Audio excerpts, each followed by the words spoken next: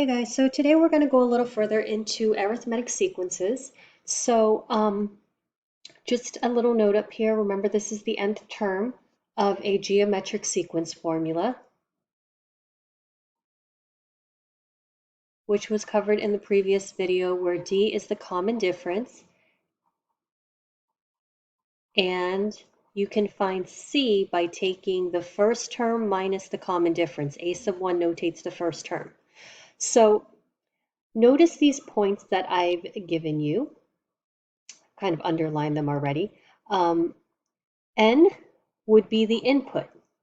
So the input, which correlates to the x values, is going to be 1, 2, 3, and 4. And the output correlates with the y values, which in this case would be a sub n. Because if you look at the nth term of a geometric sequence formula, notice n is the input, a sub n is the output. Just like when we had y equals mx plus b, x was the input in order to get y the value or the output. So these values for the output are going to be -2, 0, 2, and 4. So in order to write the equation, which is the nth term of an arithmetic sequence, I'm going to first notate what I need to find. I need to find the common difference first. So I'm going to find the common difference by subtracting the second term minus the first term. So the common difference is found by subtracting whatever term minus the previous one, and it should be common, so it should be the same value whether I subtract the second term minus the first term or the fourth term minus the third term, so on and so forth. So if I take 0 minus -2, I'll get a common difference of 2. Just to double check that it is a common difference, I'm also going to take 4 minus 2. Fourth term minus the third term would also give me 2. So we've established this has a common difference. It is an arithmetic sequence. The common difference itself is going to be 2. I'm going to bring down the n, and I'm going to find the value of c by taking, sorry about that, try to change the color so it correlates. I'm going to try to find the value of c, which is the first term minus the common difference.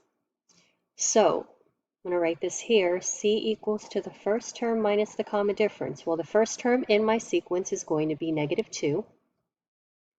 -2 minus the common difference, which is 2, as we established just now. -2 minus 2 gives me -4. So c equals -4. That's my equation for a sub n. You don't need the parentheses because, well, you can write it as just 2n minus 4.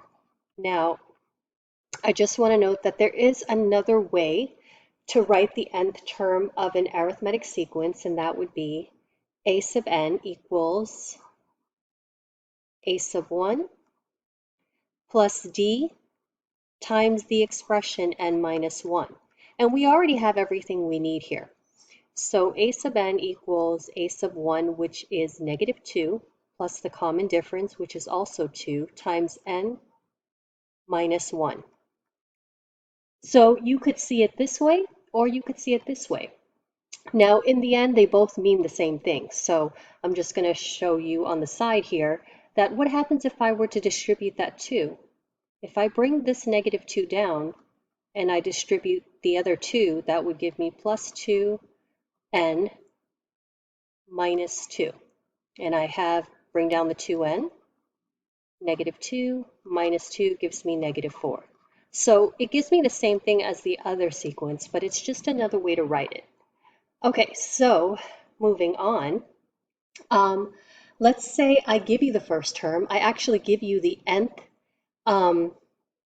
term of the sequence, so I tell you what the equation is, and you're going backwards this time. You're going to tell me the first 5 terms of the sequence. So, sorry, this is bothering me a little bit. This should be a sub n rather than an.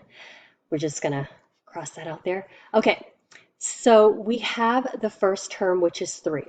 Just going to note that here.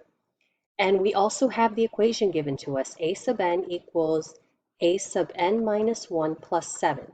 So since I have the first term, which is notated by a sub 1, I'm going to find the second term. The second term is when I change n to 2, because a sub 2 means the second term. So if I change all the n's to 2, this gives me a sub 2 minus 1 plus 7.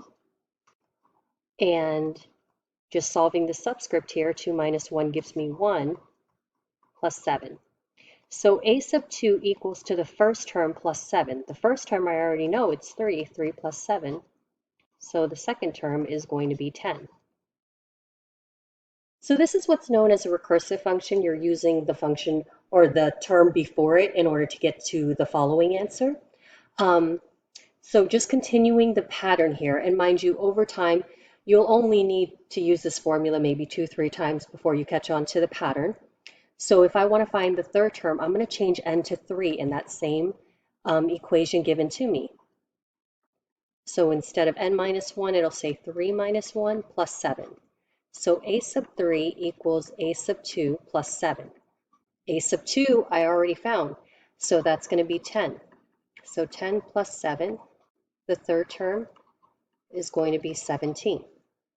And usually by the third term, you guys find the pattern, so you just continue from there. The common difference is to just keep adding 7. So you're more than welcome to just kind of finish it up from there just by adding 7. But make sure that you check your work, because you make a mistake in the second term, it's going to carry on to each term after that. All right, guys, that's everything. I hope this helps.